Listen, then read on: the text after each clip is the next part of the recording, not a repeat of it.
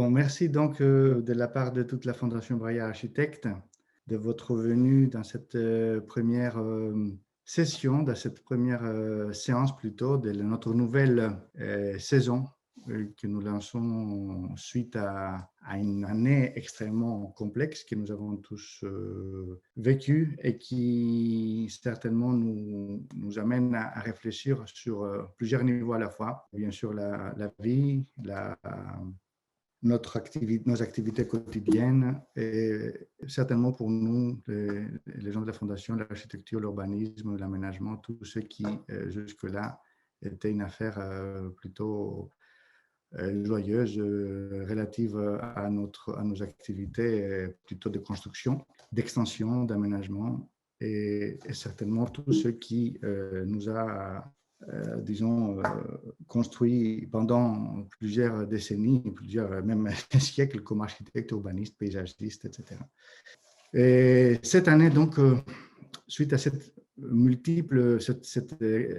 cette expérience qui nous a marqué, qui nous continue à nous marquer de manière assez forte, nous avons souhaité changer un peu de cap suite surtout aux activités de l'année dernière qui étaient, comme vous le savez, sans doute, certains parmi vous, toutes tournées vers la question de la transition écologique au sein d'un programme interdisciplinaire que nous avions lancé en 2016 et qui s'appelait The Eco-Century Project, dont je rappelle les 3 axes. Les utopies durables, donc comment imaginer des futurs urbains en adéquation avec les ressources planétaires. Les urgences, donc comment affronter les crises environnementales, sociales, économiques par les moyens qui nous sont octroyés par nos disciplines du projet. Et finalement, existence optimum, c'est-à-dire une espèce de jeu de mots avec le fameux terme d'existence minimum du Bauhaus des années 20, pour arriver, pour inciter nos métiers à trouver de nouvelles métriques de la transition écologique, des métriques de production, des métriques de consommation, des métriques de bien-être, etc. Alors, cette série d'activités qui a été largement suivie par le public l'année dernière, nous en sommes ravis, avec beaucoup d'interactions et des ouvertures, nous a conduit donc à construire cette année un projet un programme plutôt de conférences qu'on appelait Transition Seeds ou les graines de la transition pour justement passer des grands spécialistes du domaine que nous avions vus l'année dernière à ceux qui nous considérons être comme, disons, les prochains spécialistes ou en tout cas ceux qui seraient plus capables que d'autres, que nous, anciens, à mettre en place poursuivre les axes que nous avons vus juste avant et transformer l'espace bâti vers quelque chose qu'on peut considérer plus proche des objectifs de la transition écologique et voire du développement durable. Nous sommes particulièrement ravis d'avoir ces groupes de jeunes avec nous parce que nous sommes dans une phase que vous connaissez, assez complexe, assez alarmante, une pandémie qui a mis clairement en évidence les liens entre biodiversité et santé humaine, une déforestation, une dégradation forestière qui devient un enjeu majeur pour la planète, qu'on va voir aujourd'hui, et donc par conséquent,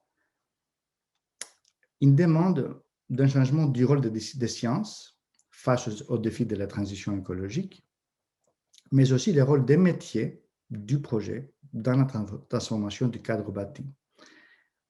Grosso modo, il s'agit de voir un peu quel agenda défendre. Je voudrais juste un peu m'attarder quelques petites minutes dans cette question qui nous semble aujourd'hui importante en tant que fondation, mais aussi en tant que monde qui change. La forêt, qui sera aujourd'hui amplement discutée, est certainement le milieu originel de l'humanité depuis que l'homme est devenu bipède, il est descendu des arbres, comme les anthropologues le disent, il a cherché à trouver des espaces plats pour exister et pour mener sa vie. Et c'était aussi un lieu où on a transposé tous les mythes de la construction. Vitruve, pour Vitruve, l'architecture était un art de protection des éléments naturels à construire avec les éléments, les ressources de la forêt. Et c'est là où on s'est rendu assez vite qu'on avait une complémentarité entre matière qui nous protégeait, qu'on devait disposer pour nous protéger comme une hutte, hein, et l'énergie dont on avait besoin pour nous réchauffer, surtout les derniers 10 000 ans, où effectivement, plutôt avant, quand les choses étaient un peu graves, mais aussi plus dernièrement avec le petit âge glaciaire. C'est là où Vitruve avait saisi de manière très intéressante un dilemme de la fameuse tribu qui se trouve dans la forêt la nuit et qui doit se poser la question que faire avec le bois qu'il trouve de la forêt. Est-ce qu'il doit faire une hutte pour se protéger donc des éléments de la nature, ou est-ce qu'il doit plutôt brûler le bois pour faire le feu pour se chauffer? Et on se rappelle bien sûr que justement cette double fonction du bois nous amène à l'idée du foyer, donc de la maison. La maison est un élément qui nous protège et qui en même temps nous chauffe. Donc entre combustion, construction, défrichage et conservation, la forêt condense, on peut dire, tous les paradoxes du rapport humain à la nature. Et elle devient d'une certaine manière un horizon de projet le plus concret au sein de l'Anthropocène. Un Anthropocène qui signale justement la capacité, outre mesure de l'humanité, à transformer durablement la surface terrestre avec des effets néfastes sur le climat et la biodiversité. Alors, ce terme est considéré comme un appel d'urgence. Hein. Enfin, on sait que les géologues ne sont pas tout à fait encore d'accord s'ils doivent l'adopter, mais il est déjà passé dans le vocabulaire quotidien pour signaler un appel d'urgence vers un projet concret pour recréer une relation vertueuse avec l'humanité et la biosphère, ce qu'on appelle la transition écologique. Et nous vous proposons ici en bas une frise qui positionne la transition écologique dans une phase qu'on imagine dernière de l'économie fossile avant le retour vers un développement durable. En tout cas, la transition écologique qu'on appelle tous de nos voeux et qui devient aujourd'hui l'horizon politique majeur des États est censée nous sortir d'un développement non durable de l'économie fossile et nous amener vers un développement durable sans économie fossile avec dans une société zéro carbone. C'est cette logique, cette logique de projet de la transition écologique qui nous permet d'imaginer d'une certaine manière que la mission de nouveaux métiers du projet ne sera plus celle de la protection de l'homme face à la nature, mais plutôt le contraire, la protection de la nature vis-à-vis de l'homme, ou pour le dire de manière un peu plus neutre, un peu plus dépassionnée, réparer la biosphère des excès de l'humanité. C'est donc avec ce nouvel agenda que nous essayons d'explorer que nous sommes adressés à ces jeunes diplômés de l'école d'architecture de l'ENAC, de l'EPFL, pour leur demander comment eux, ils se sont battus avec ces questions et qu'est-ce qu'ils ont à nous proposer. Donc, je vais départager mon écran pour passer donc la parole directement à Simon Safcarpentier, jeune diplômé donc de l'ENAC. Et je vous invite à le suivre et ainsi qu'il va nous présenter son diplôme pendant à peu près une demi-heure. Ensuite, il y aura une discussion avec Valérie Cabanès qu'on va présenter par la suite. Et finalement, on va ouvrir la discussion à l'Assemblée pour échanger avec vous sur les questions qui vous préoccupent et certainement plutôt ouvrir des horizons plutôt que donner des réponses concrètes et finales. Merci de votre présence. Bienvenue à notre nouvelle saison de la Fondation Braillard Architecte et enjoy. Bonsoir à tous et merci beaucoup de prendre le temps de venir écouter cette présentation. Et donc, mon projet, je l'ai appelé « D'abord les forêts ». Et en fait, c'est tiré d'une citation que je vais vous lire qui dit « Les choses se sont succédées dans l'ordre suivant. D'abord les forêts, puis les cabanes, les villages, les cités et enfin les académies savantes. » J'en dis pas plus. La première question à laquelle j'ai envie de répondre, disons, c'est pourquoi est-ce qu'un architecte urbaniste s'intéresse à la forêt et surtout dans quel contexte?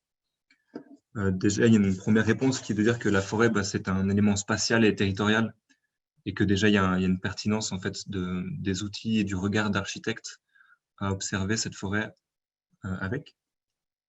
Mais surtout, en fait, comme Panos l'a très bien expliqué, on est dans le contexte à la fois du réchauffement climatique et de ce qu'on peut appeler aussi l'impasse environnementale.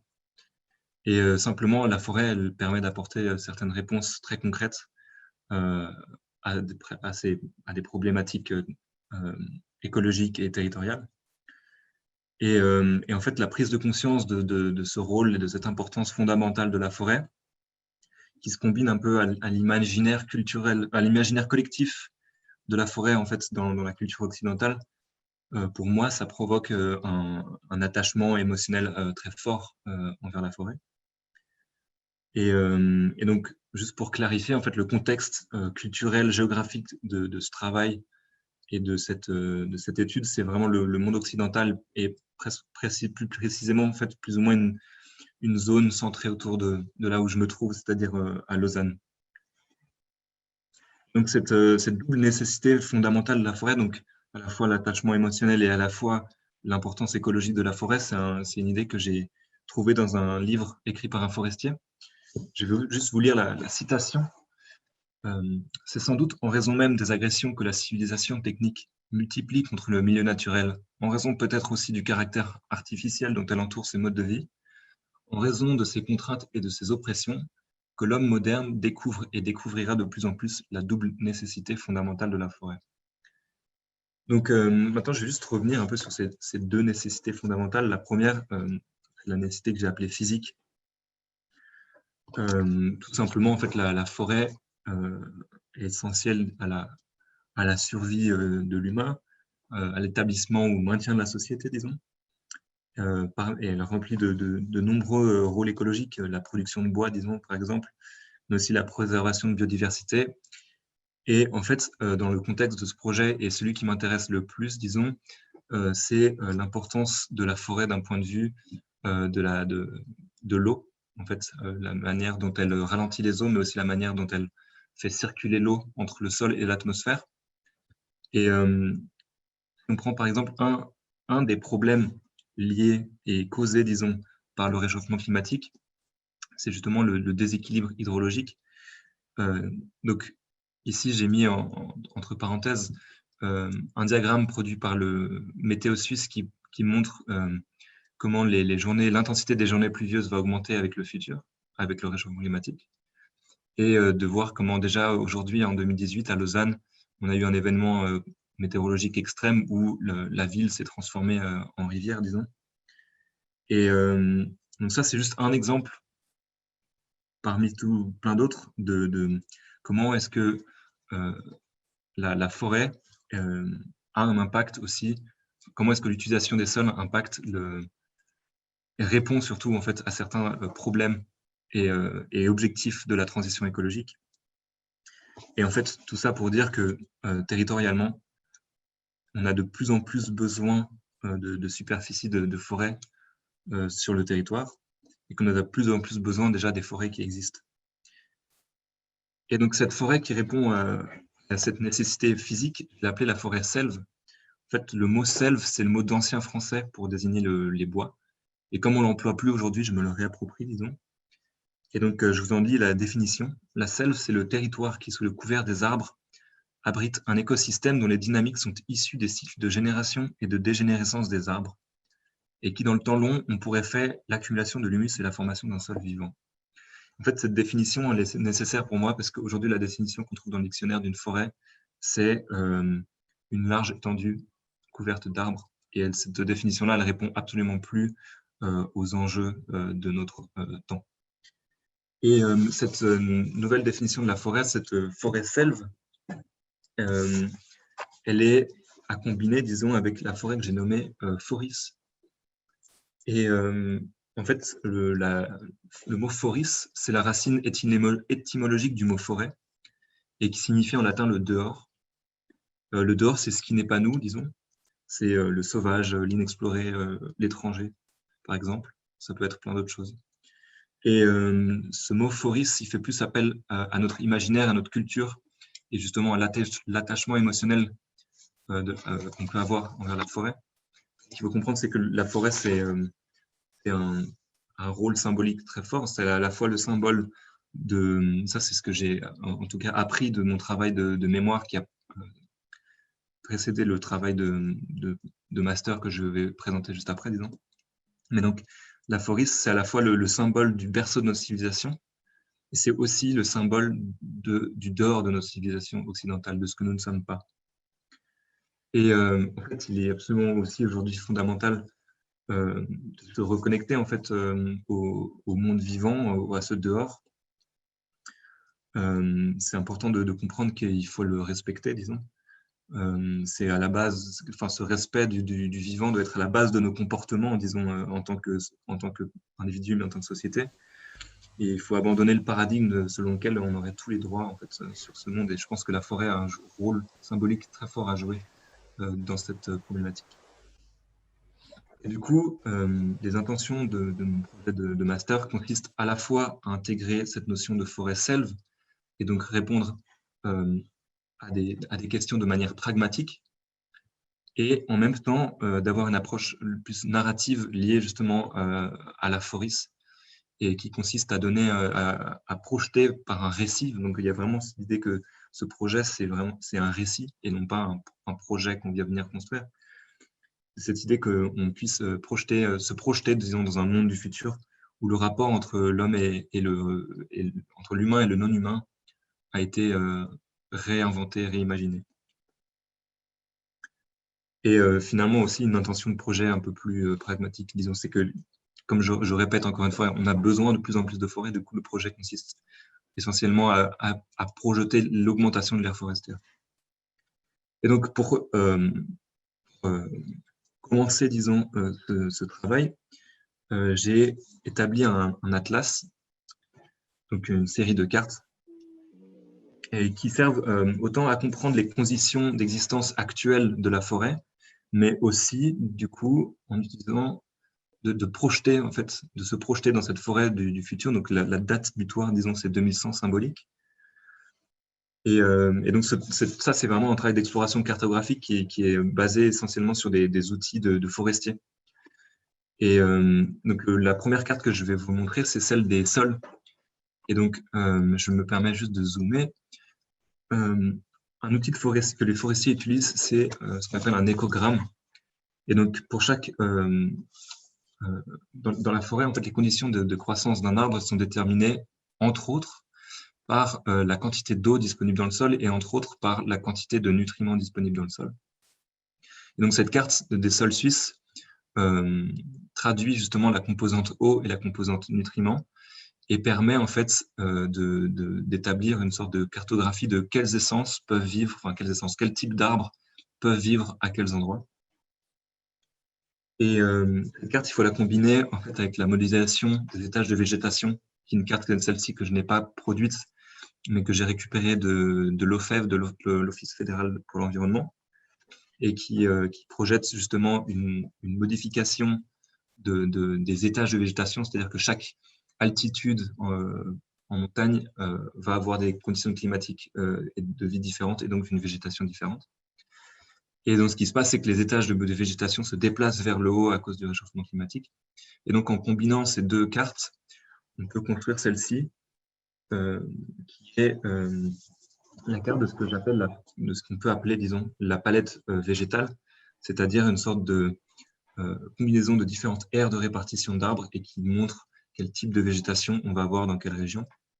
Et ce que cette carte nous montre, et qui est essentiel, en fait, c'est qu'aujourd'hui, 75%, donc les 3/4 des arbres suisses, ce sont des épicéas, des sapins et des hêtres. Et leur aire de répartition recouvre à peu près tout le territoire. Par contre, en 2100, leur aire de répartition aura largement été réduite. Et ce que ça veut dire, c'est que c'est une très grande partie du paysage, même du patrimoine paysager suisse, qui va tout simplement se métamorphoser profondément avec ou sans gestion forestière humaine, disons. Et donc cette carte aussi, ce qu'elle amène, c'est de faire comme une sorte de deuil de ce paysage suisse, de ce patrimoine paysager. Il faut déjà, en tout cas, comprendre dans quoi on se projette en fait pour 2100.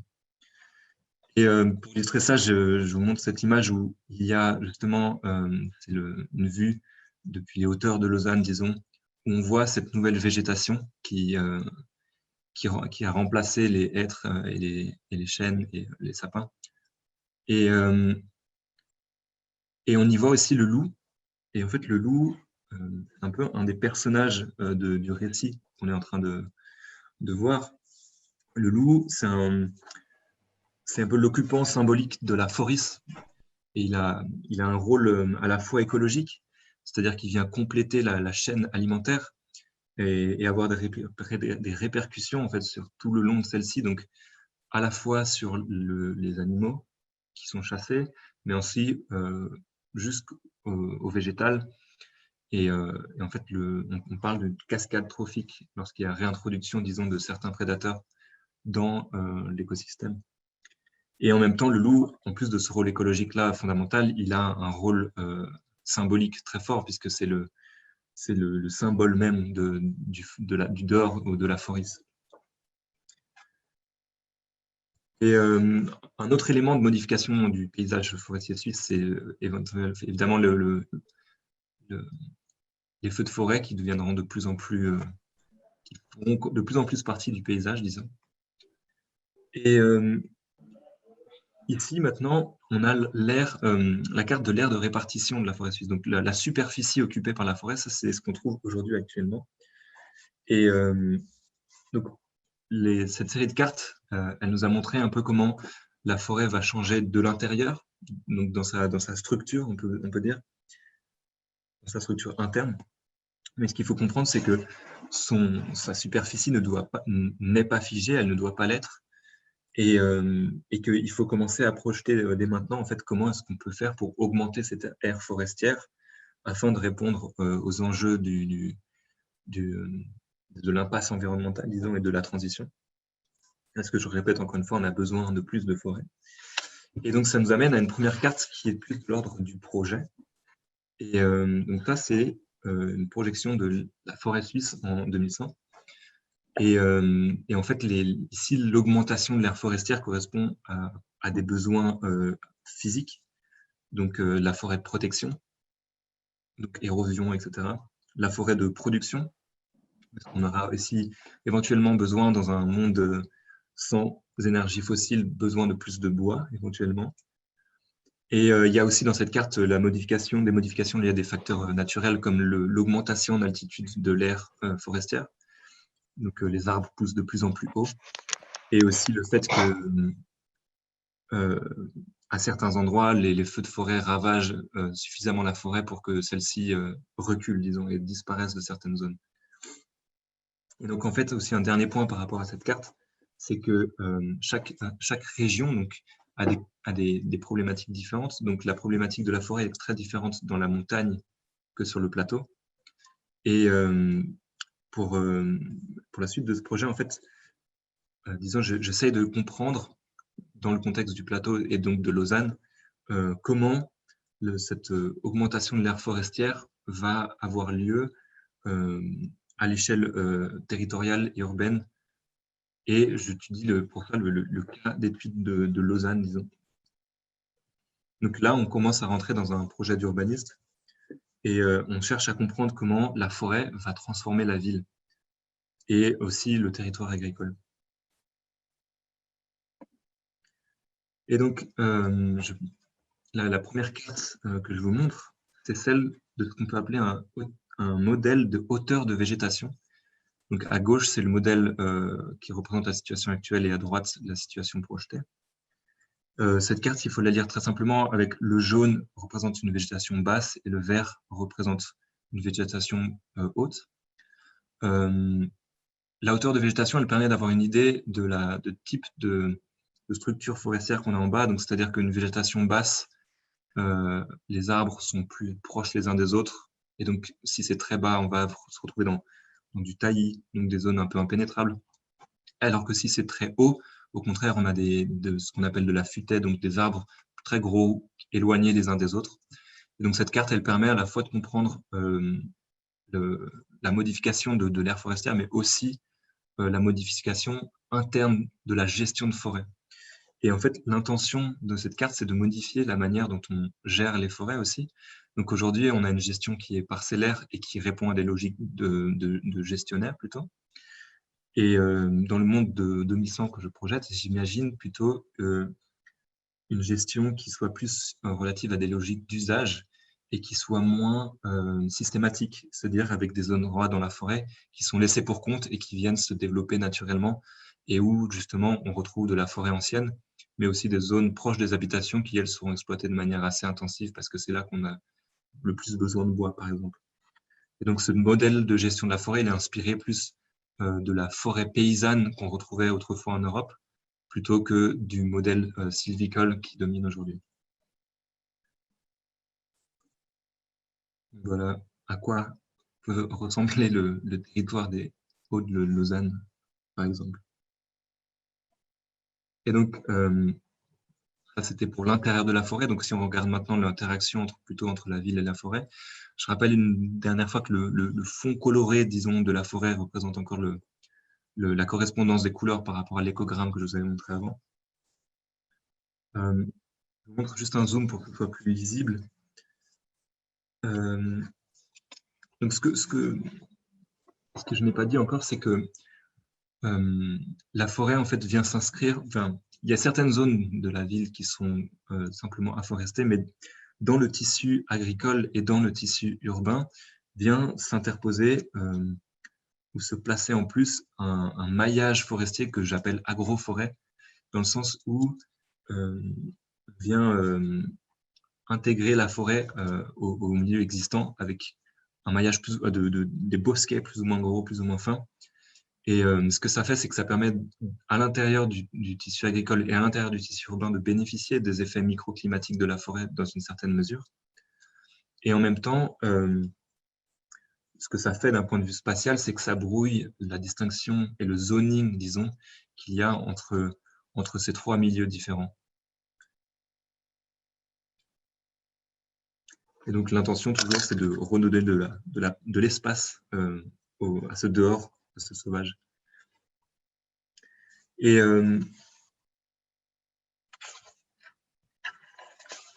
du coup, on voit une image comme celle-ci, par exemple, où on voit le recul de la ville. Ça pose la question en fait, de quel est le rôle de l'architecte urbaniste. Et parce que, évidemment, dans ce projet, je ne propose pas de construire de nouvelles zones urbaines, disons.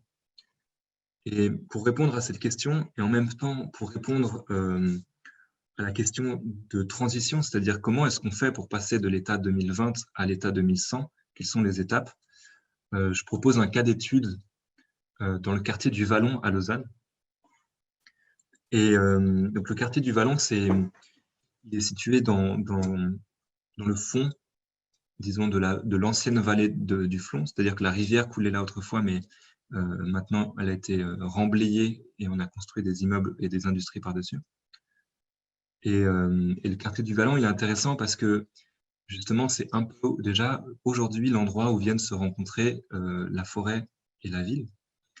Et donc, et c'est aussi un endroit qui est à la fois justement avec des activités industrielles et en même temps un endroit assez alternatif avec une population marginalisée qui s'y trouve, beaucoup d'activités culturelles et du coup avec une dynamique de quartier assez forte, assez intense, disons, et on se retrouve un peu justement dans l'entre-deux entre le monde du dehors et le monde du dedans, entre la zone de la ville et de la forêt. Il y a cette ambiguïté qui existe dans ce quartier qui m'a fait m'y pencher plus à propos de cette question de selve et de forest, etc.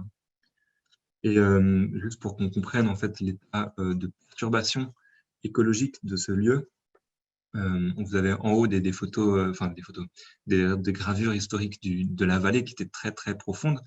Et aujourd'hui, on voit que tout le fond a été comblé. Et du coup, la rivière qui s'y coulait maintenant est entre 15, 20, 30 mètres sous la surface. et du coup, on y a posé des industries dessus. Donc voilà un plan en fait du quartier. Ce qui est important ici, c'est que les activités industrielles qui s'y trouvent, bon, déjà, elles ont, d'un point de vue écologique, elles n'ont rien à faire là. Disons, ce morceau de ville, il y en a un peu rien à faire là. Et en fait, un des rôles justement de l'urbaniste de la transition, c'est de comprendre qu'est-ce qui dans la ville y a sa place ou pas, et qu'est-ce qu'il faut garder, qu'est-ce qu'il faut déconstruire. Et du coup, en fait, ici, dans ce contexte-là, on a un fond de vallée qui a été comblé et on a des industries dont le rôle dans un futur lointain ou plus ou moins lointain ou plus ou moins proche deviendra obsolète. C'est-à-dire que les industries qui s'y trouvent, on a une déchetterie, on a des activités des ateliers liés au service de la mobilité et on a aussi une usine d'incinération. Et donc ça, il faut se poser la question de est-ce qu'en 2100, on en aura encore besoin? Et bon, dans mon projet, personnellement, j'y réponds non. Et aujourd'hui, en fait, il y a une dynamique où la ville cherche à densifier dans ces espaces, alors qu'au final, il faudrait peut-être pousser un peu plus cette réflexion et comprendre qu'à cet endroit-là, il s'agirait vraiment de redonner de l'espace à la nature parce que c'est un endroit stratégique par rapport à l'eau, etc., etc. Et un autre enjeu du projet, ça consiste à dépolluer les sols pour que dans le futur, on puisse essayer de faire revenir la rivière du Flon qui coule là. Donc en fait, d'une certaine manière, l'architecte de la transition, pour moi, il cherche à réparer les erreurs du passé. Et du coup là, un peu la manière aussi dont la ville et la forêt se rencontrent, c'est-à-dire que la frontière justement est brouillée et les deux espaces se mêlent. Donc voilà une vision aérienne du quartier telle que je l'imagine. Et ça, c'est aussi une image qui cherche à montrer le processus collectif, disons, de la manière dont on pourrait dépolluer et renaturer ces sols en y plantant des plantes phytorémédiatrices, c'est-à-dire qui viennent extraire la pollution du sol, etc. etc. Ça, c'est des méthodes, disons, qui existent. Et du coup, voilà le processus transformatif de ce petit morceau de la vallée où on vient enlever certaines zones industrielles d'abord, puis d'autres. Et en même temps, il y a la transformation de la forêt interne qui s'opère. Et on peut imaginer des échelles de temps long, comment qu'on puisse réouvrir justement la rivière du Flon à cet endroit-là, mais du coup aussi dans tout le reste de la ville. Du coup, voilà juste des images pour clore cette étape-là du projet et du coup la présentation. Donc voilà ce à quoi ressemblerait cette vallée. Donc si vous avez déjà été au Vallon, vous reconnaîtrez peut-être les murs de soutènement de l'ancienne usine d'incinération qui sont sur cette photo. Et ici, on voit le lac et un petit élément encore de rappel au loup et qui questionne aussi sur justement quel est notre rapport au danger et de ce dehors finalement qui, si on l'a fait sortir de notre civilisation, c'est parce qu'il fait peur. Et du coup, ça, c'est aussi une question ouverte que je vous propose pour la suite de la discussion, le rapport au danger. Je vous remercie beaucoup d'avoir écouté. Merci beaucoup, Simon. Je rappelle que tu as obtenu ton diplôme sous la direction de Paolo Vigano au sein du laboratoire d'urbanisme de l'ENAC à l'EPFL. Donc, je pense que Valérie Cabanès est présente. Oui. Oui, voilà, comme ça vous apparaissez dans le premier front. Bonjour madame, merci d'avoir accepté de jouer le rôle de la répondante, du répondant, de la répondante à cette introduction de notre série de conférences. Je rappelle que vous êtes juriste en droit international et spécialisé dans les droits de l'homme et aussi membre du comité consultatif Stop Écocide, ainsi que présidente d'honneur de Notre Affaire à tous, qui aujourd'hui apparemment avait un moment très important au tribunal. Peut-être que vous pourriez nous toucher deux mots. Alors, je pense que vous avez déjà pu discuter avec Simon et avoir une première discussion avec lui sur son travail. Et sans doute auriez-vous, disons, statements à faire ou passer directement aux questions. La parole est à vous. Merci. En effet, j'ai eu le temps de discuter avec Simon et de voir sa présentation en amont et qu'il me la commente. Donc, ce que je ne sais pas, c'est, Simon, si tu as démarré sur un état des lieux, je dirais un petit peu planétaire, qui explique le contexte dans lequel tu te places pour envisager une nouvelle forme de pratique finalement de ton métier qui a dû surprendre quelques-uns, cette idée de vouloir déconstruire plutôt que construire. Je pense que ça va forcément susciter un petit peu de réaction ce soir, mais je crois que ça se justifie. Alors, Panos vous a fait une très bonne introduction justement sur les enjeux à l'échelle mondiale, etc., etc. Moi, j'ai été très rapide sur cette question, mais je pense que c'est assez clair en fait pour l'instant. Pour tout le monde. Oui. Ok. Mais je pense que si vous avez quelques nouvelles, quelques données fraîches, ça serait intéressant pour tout le monde, puisque tout ça change très, très vite en réalité. Oui, ça change très vite. J'ai pas, les données, elles sont connues. C'est vrai que ce qui m'a impressionné dans le discours du secrétaire général des Nations Unies, Antonio Guterres, le 2 décembre dernier, donc c'est très récent, il venait de prendre connaissance, comme nous tous, des dernières informations du groupe d'experts sur l'évolution du climat et puis de la plateforme intergouvernementale sur la biodiversité, l'IPBES, mais aussi des informations données par l'Organisation météorologique mondiale expliquant que, de fait, 2020 est à nouveau l'année la plus chaude jamais enregistrée. Il a déclaré, et je trouve ça très, très puissant, qu'il fallait faire la paix.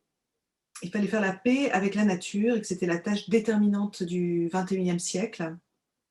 Voilà, il a effectivement rappelé donc, la biodiversité s'effondrait, qu'1 million d'espèces étaient menacées d'extinction, que les déserts gagnaient du terrain, que les zones humides étaient en train de disparaître, que nous perdions 10 millions d'hectares de forêt chaque année. Il a aussi parlé des océans, bien évidemment, et de l'acidification des mers. Il a parlé de la pollution de l'air et de l'eau, en rappelant que 9 millions de personnes mouraient chaque année à cause de la pollution, soit plus de 6 fois le nombre de victimes ayant succombé à la pandémie que nous connaissons aujourd'hui. Et puis ce qu'il n'a pas dit, et je crois que c'est important, c'est de faire le lien entre cette constatation que l'on a de ce tissu, de ce maillage du vivant qui est en train de disparaître sous nos yeux, mais aussi des conséquences humaines que cela a, du fait de l'augmentation des catastrophes naturelles qui ont augmenté de 60% depuis 45 ans. Je vous rappelle quand même que selon les dernières données de la FAO, du plan alimentaire mondial, en 2019, près de 2 milliards de personnes ont souffert d'insécurité alimentaire, modérée ou grave, dont plus d'1 milliard en Asie et 675 millions en Afrique, en lien donc avec le changement climatique, et que d'ici 2050, plus d'1 milliard de personnes vivant dans les zones côtières peu élevées pourraient être menacées par la montée des eaux. Et enfin, le dernier rapport de l'Atlas mondial de la désertification, qui est peu médiatisé, mais qui pour moi est extrêmement important, nous explique que d'ici 2050, le seuil de 90% de terres seront endommagées par l'humanité à travers le monde, et ce qui va donc pousser effectivement un nombre très très important de déplacés par centaines de millions d'ici 30 ans. Et entre aujourd'hui et 2100, on va compter 10 milliards de personnes qui vont devoir quitter leur lieu de vie. Donc il y a plusieurs paramètres à prendre en considération et à mettre en perspective avec ce que Simon vous a présenté. C'est d'une part, effectivement, comment se protéger du changement climatique en tant que société humaine et comment donc on doit se mettre dans un mouvement de résilience dès maintenant pour protéger les générations futures de ce changement climatique. Et la Suisse est un endroit extrêmement important parce que vous êtes effectivement dans une zone où on considère que les températures en Europe vont être les plus... la montée des températures va être la plus forte, à part effectivement l'Europe du Nord, c'est-à-dire du côté de la Sibérie. Vous allez devoir aussi vivre la fonte des glaciers, donc un changement total de l'hydrologie de la région, Donc, vous avez besoin de réfléchir à des projets qui protègent les générations futures. Et puis, de manière générale, je pense qu'on a tous une responsabilité individuelle à participer à protéger le reste de l'humanité, dont je dirais les 3/4 ne sont pas responsables du changement climatique, et nous, en tant que société occidentale, nous le sommes. Donc, il y a une forme de responsabilité individuelle aussi à se projeter dans cette protection planétaire. Faire la paix avec la nature, c'est faire la paix entre nous aussi, et c'est préserver les conditions de la paix qui sont véritablement menacées du fait de cette dégradation, de cette 6e extinction de masse et de ce changement climatique. Et c'est vrai que cette prise de conscience, elle émerge de plus en plus, et vous disiez qu'aujourd'hui, nous avions effectivement enfin notre audience au tribunal administratif pour l'affaire du siècle. Le rapporteur public on a découvert donc hier, on n'a pas pu en parler hier parce que c'était confidentiel, mais qui nous donnait raison, et que donc il demandait effectivement au juge de reconnaître la responsabilité de l'État français, en tout cas de reconnaître que l'État français n'a pas mis en œuvre ce qu'il devait faire et surtout ce qu'il s'était engagé à faire depuis des décennies pour lutter contre le changement climatique. Nous avions demandé 1 euro symbolique parce que nous voulions surtout pas que nous les associations, nous puissions vouloir tirer un bénéfice financier de cette opération. Donc, nous saurons dans 15 jours si le juge écoute voilà, le rapporteur. En général, les juges les écoutent à 90%, donc nous sommes confiants. Après, est-ce qu'on aura raison sur la réparation du préjudice écologique? Ça va être compliqué. Hein. Comment réparer en tant qu'État le préjudice subi? Je crois que ce qu'il faut surtout, c'est contraindre l'État à agir plus, à agir mieux.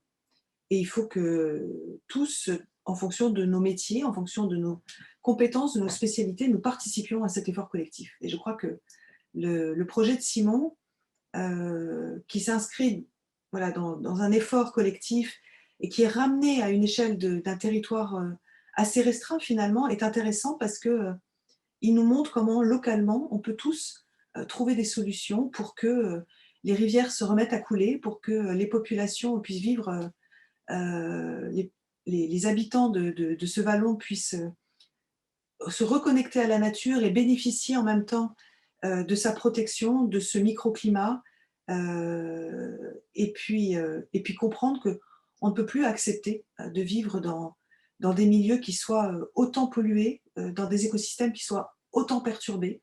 Je crois que le Vallon est un exemple quand même assez édifiant de structure industrielle qui s'inscrit dans un maillage humain et non humain et qui, à coup de remblais, à coup de métaux lourds, pollue durablement voilà, un écosystème.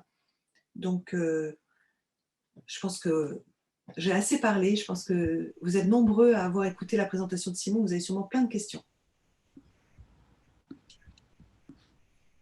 Merci beaucoup Valérie Cabanès. Et donc, en effet, je pense qu'on est nombreux d'avoir écouté aussi bien Simon que vous-même. J'aurais sans doute vous poser une question puisque vous avez un peu discuté avec lui. Vous, de votre côté, avec l'expérience que vous avez dans le domaine, auriez-vous déjà anticipé un rôle pour ce monde qui construit? Hein, les architectes, les urbanistes, les constructeurs. Hein. C'est finalement les gens qui sont invités par un système économique très répandu mondial, hein, qui n'est pas propre à la France ou à la Suisse, mais qui considère au fond que chaque mètre carré valorisé a une plus-value. Et cette plus-value, après, bien sûr, elle est répartie de manière égale ou inégale, plutôt inégale d'habitude. Donc, nous avons un problème assez fondamental qui est celui d'un phénomène dont je ne connais pas les racines et la logique, c'est qu'un mètre carré valorisé, artificialisé, apporte plus de richesse qu'un mètre carrés non artificialisés. Donc, nous avons une espèce de formule fondamentale à transformer si on veut revenir. Est-ce que vous avez un peu discuté ou travaillé là-dessus? Oui, alors je suis ravie que vous posiez cette question parce que en fait, vous touchez du doigt les fondamentaux de ce pourquoi on en est arrivé là, en fait. Comment se fait-il qu'on ait réussi à, nous, une espèce parmi des millions, avoir un tel impact sur l'écosystème terrestre, au point d'en modifier quasiment sa géologie, parce que quand les mers vont augmenter peut-être jusqu'à 6-7 mètres de plus si cette trajectoire des émissions de gaz à effet de serre est maintenue telle qu'elle est aujourd'hui, c'est-à-dire qui nous conduit vers plus 4, plus 5, plus 6 degrés. C'est une situation qu'on a connue il y a 3 millions d'années et les mers étaient 20 mètres plus haut. Donc imaginez que la géologie, la géographie même de la Terre risque complètement de se transformer. Tous les deltas vont se retrouver sous l'eau. Bon, bref, je passe. Donc moi, bien sûr que je me suis posé la question de me dire, mais comment se fait-il qu'on en soit arrivé là, et ce dont vous avez parlé, de cette manière de regarder finalement les espaces autour de nous comme étant des espaces à valoriser, déjà à valoriser pour qui? Pour nous-mêmes, pour une seule espèce sur Terre. Et en général, nous le faisons au détriment des autres espèces, qu'elles soient végétales ou animales. J'ai trouvé dans notre histoire philosophique et puis dans notre histoire religieuse aussi en Occident, quelque part, on nous a inculqué l'idée que nous étions d'une part maîtres et possesseurs de la nature, que la Terre était à notre service, que c'était un puits infini de ressources pour nous-mêmes. Même dans la Bible, hein, c'est malheureux, mais c'est écrit tel quel. L'homme dominera sur tout ce qui vit, sur tout ce qui rampe, sur tout ce qui vole, sur tout ce qui pousse, et le vivant est au service de l'humanité. Et vous associez cela, c'est-à-dire cette espèce d'arrogance dans laquelle nous nous sommes placés, avec l'idée de progrès, et effectivement, on rentre dans un cercle vicieux infernal qui est de regarder la nature comme à notre service, avec cette croyance très forte que l'on peut vivre sans elle, c'est-à-dire que nous ne sommes pas interdépendants avec elle, qu'elle n'est là que pour nous satisfaire, et qu'à la limite, s'il n'y en a plus, on ira voir ailleurs, on créera de la viande synthétique, on ira sur Mars, il n'y a pas de souci, et on ira chercher de l'eau sur la Lune, parce que c'est quand même ça qui se trame. Et ce qui m'inquiète beaucoup dans toute la philosophie du développement durable, même portée par l'ONU, qui pourtant fait vraiment énormément d'efforts pour faire avancer cette prise de conscience de nos liens d'interdépendance, de la nécessité de vivre en harmonie avec la nature, de respecter les cycles et les systèmes écologiques, c'est que pour arriver à convaincre les industriels et les politiques qu'il faut faire plus d'efforts, alors on a même utilisé aujourd'hui, au sein même des Nations Unies, une terminologie qui financiarise la nature. On parle de service écosystémique. On parle de biens communs de l'humanité quand on parle de l'eau, quand on parle des pôles, quand on parle des grandes forêts primaires. Quand on parle de biens, ça veut dire qu'on parle de quelque chose qui nous appartient. Des biens, c'est lié à la propriété. Les services écosystémiques, ça veut dire que la nature est là pour nous rendre service. Mais qu'est-ce que ça veut dire? Nous sommes la nature. Les humains sont des éléments de la nature comme les autres. La question est de savoir, est-ce qu'on est capable donc de respecter ces liens d'interdépendance? Est-ce qu'on est capable de protéger les autres espèces de manière à partager les ressources terrestres de façon équitable et à maintenir ces équilibres écologiques dont on dépend pour survivre en tant qu'espèce? Ou est-ce qu'on n'y croit vraiment pas? Et dans ces cas-là, effectivement, je pense qu'on va droit dans le mur. Et le problème des urbanistes et des architectes aujourd'hui, c'est qu'ils n'ont souvent pas leur mot à dire, ils sont obligés de suivre des politiques publiques. Et je suis de plus en plus interpellée par des architectes, par des urbanistes. je pense par exemple à la Seine à Paris. La Seine n'est pas à vendre est une association qui plaide pour une reconnaissance de la personnalité juridique de la nature, et en particulier de la Seine. Et ce sont des architectes qui se sont constitués en association pour pouvoir, quelque part, essayer de trouver une solution et de dire on ne peut pas accepter de faire n'importe quoi. On commence à prendre conscience de ce qui est en train de se passer, et il faut aujourd'hui prévenir plutôt que guérir ou essayer de réparer nos erreurs. Et prévenir, ça veut dire peut-être effectivement que les écosystèmes doivent avoir leur mot à dire dans les projets de territoire, c'est-à-dire qu'il y ait une forme de représentation des intérêts des écosystèmes à être préservés, à jouer leur rôle écologique dans les projets de territoire, et donc dans les projets d'urbanisation, dans les parlements locaux, etc. C'est étonnant parce qu'en France, en tout cas, mais c'est aussi le cas avec l'appel du Rhône, je vois que Marine est là, qui est aussi partie d'une association de Lausanne. L'idée est vraiment aujourd'hui de chercher des solutions juridiques préventives, et derrière, il faut que vous le sachiez, c'est le cas aussi pour l'étang de Berre dans le sud de la France, c'est le cas du Parlement de Loire dans le Val-de-Loire en France. Ce sont des urbanistes, ce sont des architectes qui ont lancé ces projets expérimentaux et qui ont eu une audace que peu ont eu, et souvent par un ras-le-bol en fait, de se conformer à un mode de pensée, à un système qui pour le coup, en construisant des murs, va droit dans le mur, si je puis dire. Parfait, merci beaucoup. Alors, je pense que c'est des perches très intéressantes que vous tendez vers notre métier. Et est-ce que Simon, tu aurais une réaction immédiate vis-à-vis de ta propre expérience de designer de l'espace, en fait, finalement, de concepteur d'espace? Comment tu as pu équilibrer entre la protection, la conception, la création, la destruction, etc. Est-ce que tu t'es posé ce type de questions? Dans le cadre de ce projet, tu me demandes. Oui, en tout cas, la question de ne pas construire et de ne pas, disons,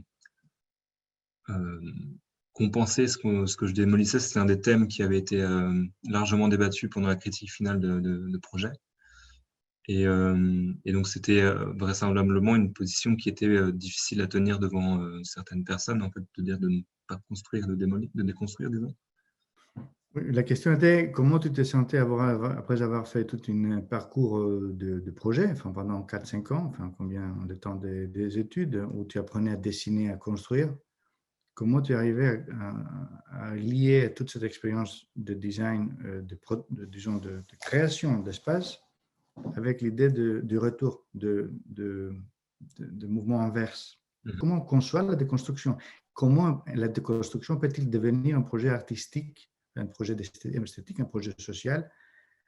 Est-ce qu'on peut imaginer à un moment donné de demander à l'État un permis de déconstruire, par exemple, plutôt qu'un permis de construire? Et comment est-ce qu'on peut donner au service, amener des dessins, des dessins dessinés qui déconstruisent, par exemple. Ça peut être des questions très intéressantes pour le métier, qui pourrait imaginer à un moment donné que freiner un développement peut être aussi important que pousser un développement. C'est un projet aussi, non? Oui, du coup, oui, c'était toute la problématique justement à laquelle j'étais confronté pendant ce projet, et de comment le faire, disons, en dehors de l'exercice d'étudiant. Ça, c'est une très, très bonne question. En tout cas, c'est quelque chose que je vais essayer de poursuivre, disons, en trouvant des moyens comme on peut, disons. Disons que là, la position est très radicale parce qu'on vient quand même déconstruire des industries qui sont aujourd'hui en activité. Mais aujourd'hui, il y a déjà une volonté, même de la part de la ville de Lausanne, de commencer à déconstruire certaines choses. Il y a eu plusieurs petits projets déjà de dégrappage de surface d'asphalte. Et donc, ça, c'est comme une sorte de première étape, de premières expériences qu'on peut déjà aujourd'hui avoir. Et puis, moi, j'essaie de m'impliquer justement dans des projets de ce type-là, où on vient repenser l'espace urbain à des échelles évidemment très, très petites. C'est-à-dire que on est de l'ordre du centaine de mètres carrés de surface d'asphalte qu'on arrive à convaincre la ville d'enlever par-ci, par-là, par exemple. Et je pense que ça, c'est une première étape. C'est des choses qu'on peut déjà faire aujourd'hui. C'est déjà des choses qui existent et qui se font. Et en fait, ça peut être aussi une manière d'impliquer des gens dans le processus participatif de modification de la ville, et donc de les sensibiliser à certaines questions et donc de se poser la question, voilà, maintenant on a enlevé ce petit morceau d'asphalte, après qu'est-ce qu'on enlève? Et donc ça on garde, ça on enlève, et puis ça c'est, je sais pas, c'est comme ça que j'envisage de continuer, disons, dans cette voie aujourd'hui. Et donc oui, la question de l'échelle et puis des méthodes, de la méthodologie, disons, bah, c'est une question ouverte, disons. Même moi, je me pose la même question que tu me poses. Ouais, comment on fait, quoi, littéralement. C'est-à-dire on a la théorie, maintenant, la pratique, il faut la mettre en œuvre. C'est-à-dire que déconstruire, comme tu disais aussi, ça rapporte pas d'argent en soi. Et du coup, on peut pas le motiver de manière, je sais pas, libérale ou lucrative, je sais pas. Donc, Je ne suis pas tout à fait d'accord. Je pense que ouais. ça peut devenir une spécialité. Moi, je vois de plus en plus alors déjà des municipalités qui décident de déconstruire, par exemple de libérer les arbres qui sont enfermés sur les trottoirs, de casser les cours d'école en béton, en bitume, pardon, d'une part. Donc il y a des projets, je dirais, de politique, de déconstruction pour renaturer. Ça, c'est déjà assez évident. Et puis, il faut se dire qu'il va y avoir de plus en plus, à mon avis, de pression qui va être faite, même par jugement, de ce qu'on appelle une justice restaurative, c'est-à-dire où, je le vois dans d'autres pays que l'Europe pour l'instant, mais ça va venir, où des populations locales en fait, obtiennent de la justice des ordonnances de déconstruction de projets industriels parce qu'ils sont trop menaçants, parce qu'ils ne sont pas en bon état, parce que, et de plus en plus à cause de catastrophes industrielles de plus en plus effrayantes, que ce soit des barrages, que ce soit...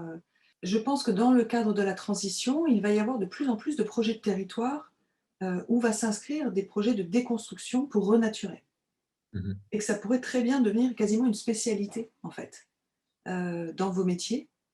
Parce que ce que tu démontres dans le projet que tu as présenté, c'est que tu es allé au-delà je dirais, de tes compétences d'urbaniste ou d'artiste, et aller rechercher aussi le rôle des arbres, la manière dont la nature se régénère par elle-même, en prenant en plus des paramètres qui sont le changement climatique, qui sont la circulation des animaux, etc.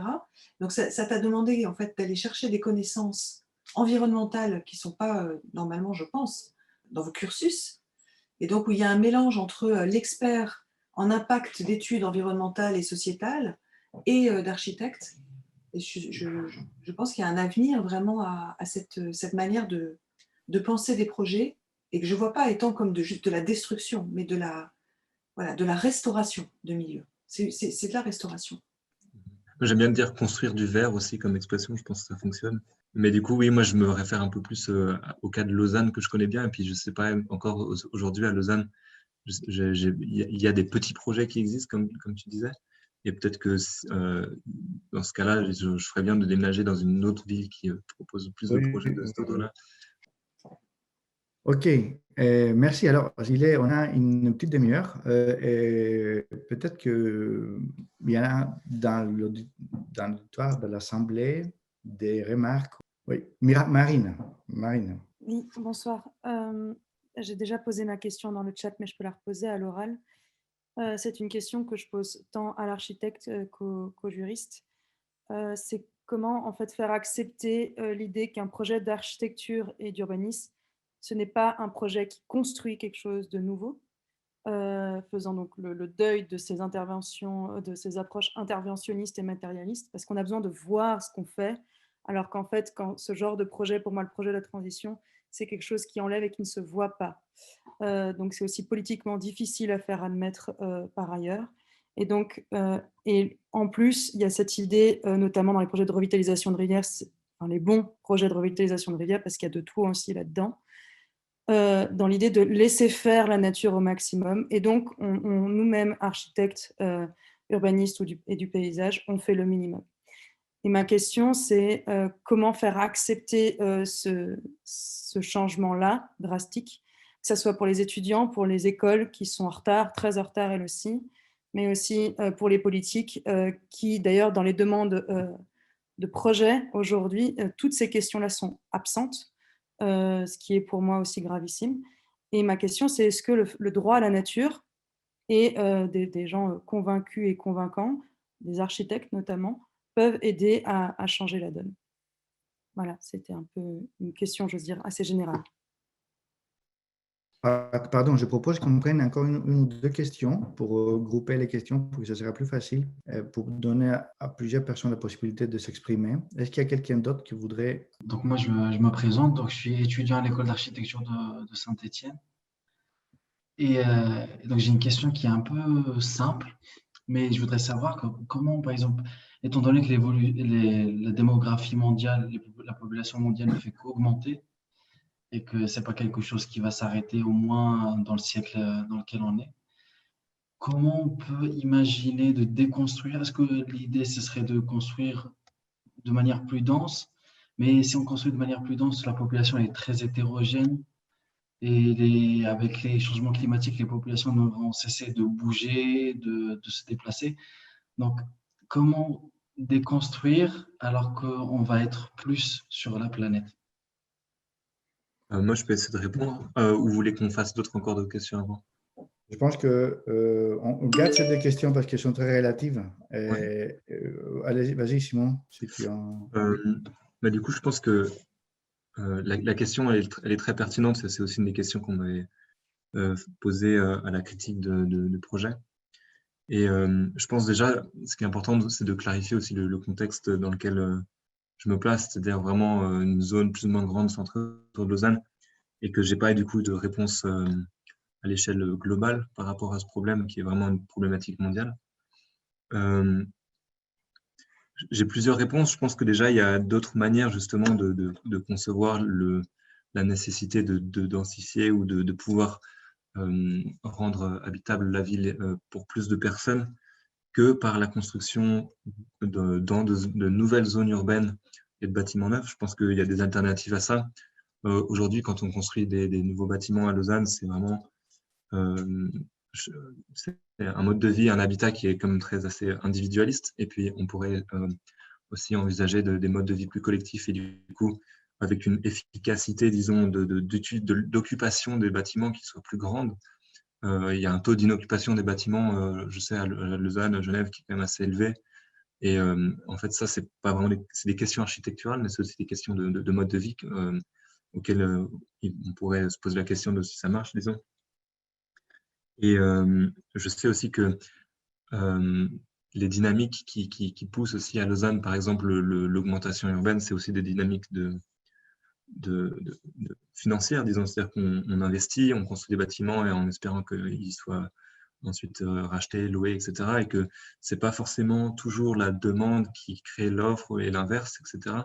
Donc, je pense que effectivement, à l'échelle mondiale, il y a de plus en plus de personnes qui habitent et donc il y a un besoin, en effet, de les loger. Mais à l'échelle de Lausanne, je pense que les problématiques se posent différemment. Donc ça, c'est un premier élément de réponse par rapport à cette question. En tout cas, c'est la posture que j'ai tenue pendant ce projet. Oui, et Valérie, par rapport à la question de Marine Villaret aussi. Je vais compléter sur les deux. Oui.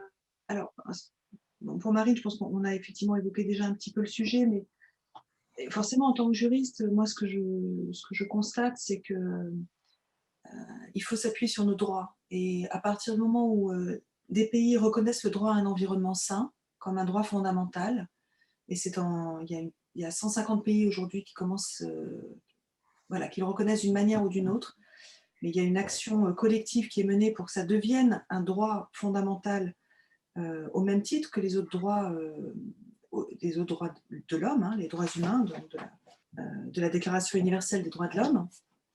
On pourra à ce moment-là s'appuyer sur ce droit à un environnement sain pour réclamer justement, de vivre dans un environnement sain, tout simplement.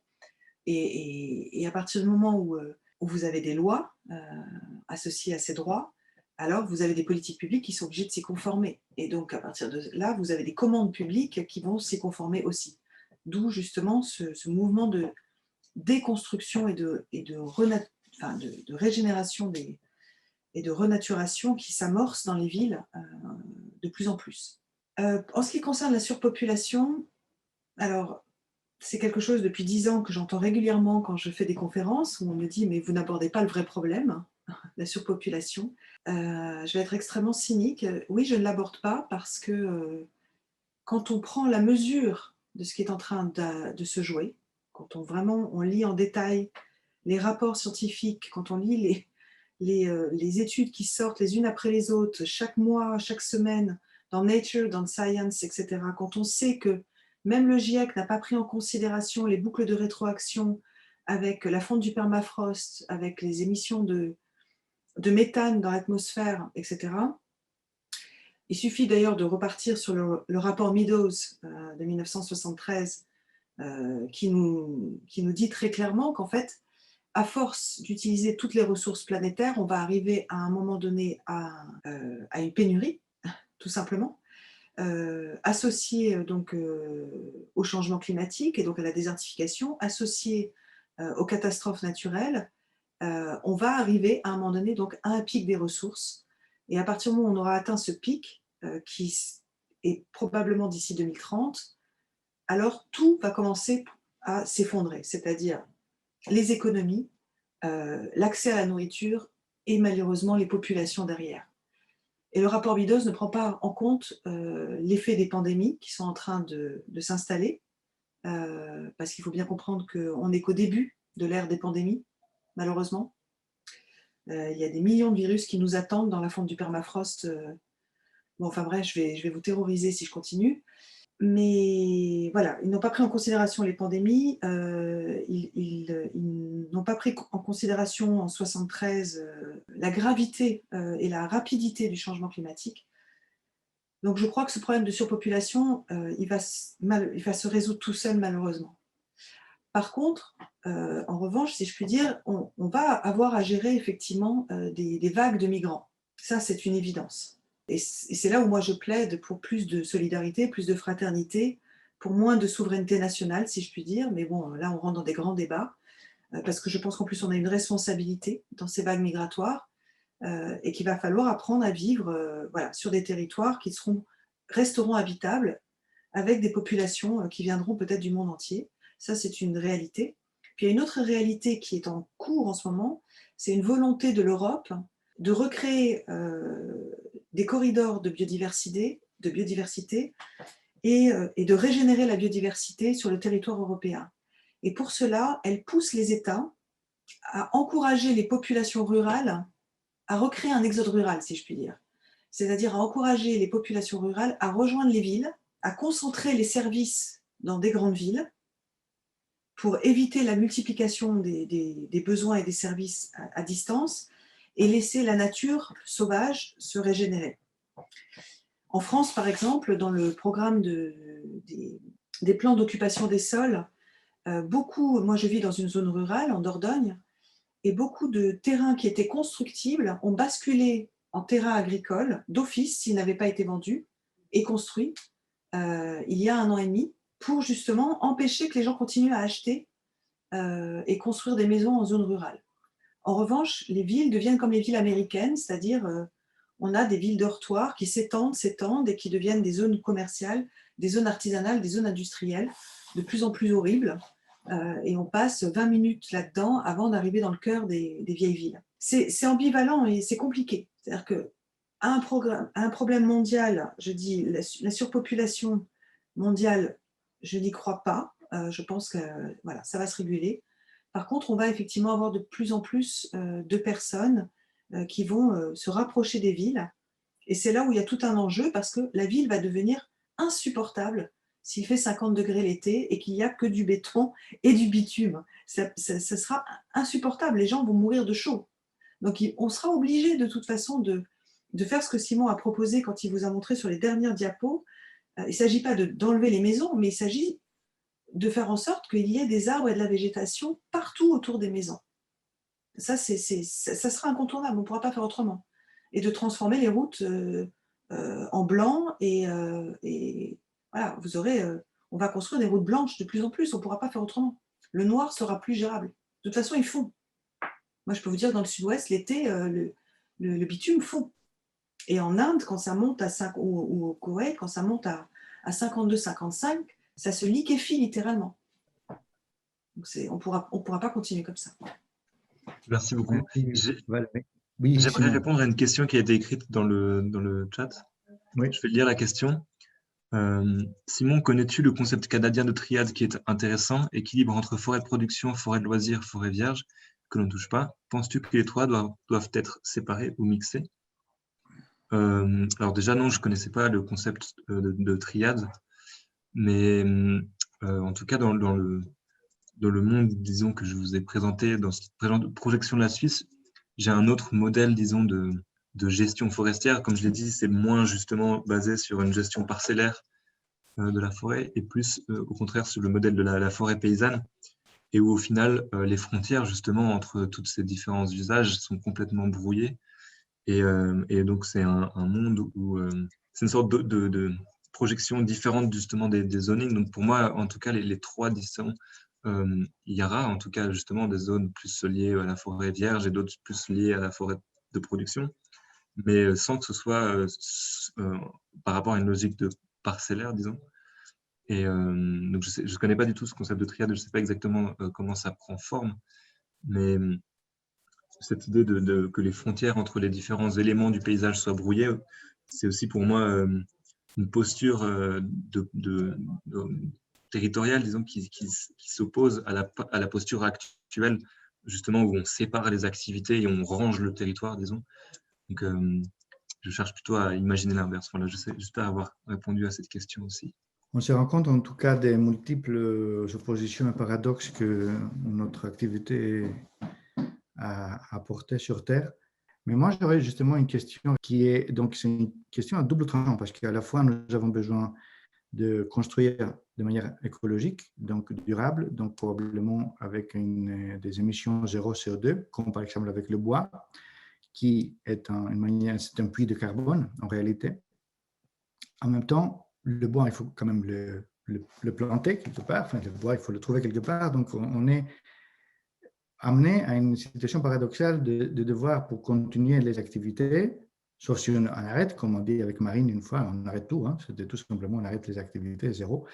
Mais si on veut continuer à construire, il faut planter des bois, enfin des forêts qu'on va par la suite utiliser comme matériaux de construction.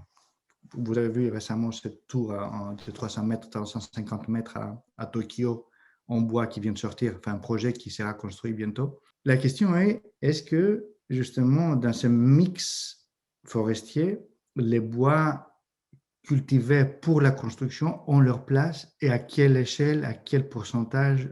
Est-ce que c'est acceptable? On sait qu'il n'y a pas de biodiversité dedans, donc il y a un problème de biodiversité qui se soulève en ce moment. Est-ce que vous avez là est-ce qu'il y a déjà des gens qui travaillent là-dessus? C'est une question pour moi. Sans doute pour toi, Simon, mais peut-être Valérie aussi des réponses. Je pense que cette forêt que tu décris de production vraiment industrielle, plantation monospécifique, ça, de toute façon, il ne faut pas le faire, je pense. Et on se débrouillera, disons, avec les arbres un peu tordus qui poussent dans les forêts naturelles. Je pense que ça, c'est un peu le bon chemin à prendre, selon moi. Mais c'est clair que la question de la forêt de production, elle est difficile. C'est-à-dire qu'il y a plusieurs besoins en bois. Il y a essentiellement le besoin de construction, mais il y a aussi le besoin de chauffage qui est important. Parce qu'éventuellement, dans un monde sans énergie fossile, on sera obligé de se chauffer avec quelque chose, puis on aura ça sous la main, disons. Le besoin de construction, si on est dans un monde justement qui commence à décroître, va diminuer. Et donc, aujourd'hui, on consomme énormément de bois de construction, mais ça aussi devrait se calmer, disons, dans le futur. Et peut-être qu'au final, simplement en doublant l'aire forestière, comme je le propose dans le plan, c'est suffisant pour répondre à tous nos besoins en bois. Aujourd'hui, la Suisse, elle importe à peu près 50% de son bois, si je me souviens bien. Et c'est essentiellement du bois de Scandinavie. Et du coup, c'est très difficile pour les forestiers suisses de vendre leur bois aussi. Enfin, Est-ce que Valérie Cabanès, vous auriez quelque chose à rajouter ou Euh, à bah, suggérer? ouais, je pense qu'il ne faut pas être naïf, hein. Il y a plein de choses d'ailleurs dans le principe du recyclage. Il y a le principe de l'économie circulaire qui est effectivement d'essayer de réutiliser au maximum tous les matériaux possibles. Au niveau des forêts, je crois que c'est pas tant qu'on ne pourra pas répondre à la demande juste avec des forêts naturelles. En revanche, il y a des méthodes de sylviculture aujourd'hui qui mélangent et qui n'utilisent pas de pesticides, mais qui mélangent donc des bois cultivés et des bois naturels pour garder une forme de biodiversité. C'est une gestion plus écologique de la forêt, on va dire. Et puis, il va falloir qu'on accepte aussi je crois que c'est plus dans la manière dont on consomme qu'il faut l'anticiper. C'est-à-dire, est-ce que effectivement on veut changer de mobilier tous les 5 ans ou est-ce qu'on accepte effectivement d'avoir des meubles qui durent et de les payer plus cher? Et donc, ce problème dont Simon parlait, qui est d'aller chercher des bois cultivés en masse en Scandinavie au lieu d'avoir des bois qui puissent être cultivés localement mais beaucoup plus chers, va se poser. Donc, c'est aussi dans nos modes de consommation qu'il va falloir aller chercher les réponses. Et puis, il n'y a pas, si on laisse tomber le béton, il n'y a pas que le bois. Il y a plein d'autres techniques aujourd'hui qui sont utilisées avec de la terre, avec de la paille. Le bambou peut être aussi utilisé en intérieur beaucoup plus parce qu'il pousse très vite et en plus il dépollue les sols. On peut aller chercher d'autres solutions. Et on retient sans doute donc que nos métiers doivent un peu retrouver leur voie dans cette nouvelle perspective écologique qu'on essaie de creuser et réorganiser nos connaissances et sans doute nos techniques. Certainement, on aura plein de choses à discuter là-dessus dans les prochaines sessions. Et je voudrais tout d'abord remercier et féliciter Simon pour son magnifique travail. Et bien sûr, je rappelle qu'il a été mené sous la direction de Paolo Vigano à l'EPFL. Merci beaucoup à Valérie Cabanès pour votre présence et vos très utiles et sévères remarques qu'on va retenir avec attention pour les suites. On espère vous retrouver parmi nous, si jamais votre temps très occupé le permet. Et donc, je me permets tout simplement de dire que tout ce travail a été fait grâce aux suggestions de Marie Villaret, qu'on a connu cet été lors d'un workshop, d'un transition workshop que la Fondation Braillard a organisé à Genève. Il y a plusieurs personnes qui se voient aussi, Gwenelle Zunino qui est là, et Julie Martin et d'autres qui ont participé dans ce workshop et qui nous a permis de défricher, disons, d'une manière, disons, déjà un peu primitive, cette question de la transition par les projets. Merci beaucoup à tous. Bonne soirée. À bientôt. Au revoir. merci beaucoup à tous. Merci de m'avoir écouté. Merci, c'était très intéressant. Bonsoir et bravo Simon.